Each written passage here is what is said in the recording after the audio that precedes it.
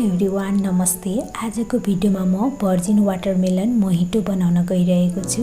यसलाई घरमा नै थोरै इन्ग्रेडियन्टबाट सजिलै बनाउन सकिन्छ। यसको लागि सर्वप्रथम म एउटा ग्लास लिन्छु।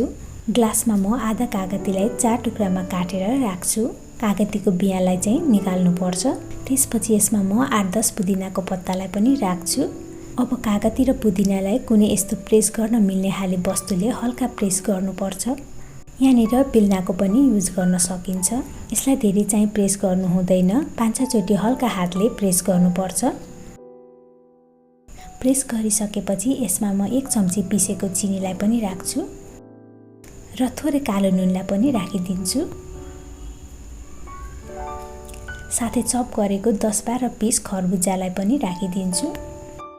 खरबुजा राखिसकेपछि फेरि यसलाई यसरी प्रेस गर्दै यसको जुस निकाल्नुपर्छ।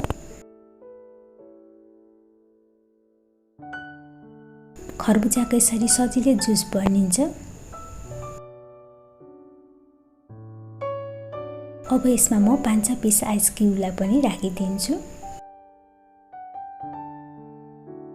र अन्त्यमा स्प्राइटलाई राखेर ग्लासलाई भर्छु।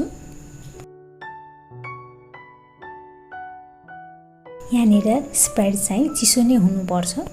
सबै थोक राखिसकेपछि चम्चीको सहायताले ग्लासको तलदेखिबाट नै राम्रोसँग चलाएर मिक्स गरिदिनुपर्छ।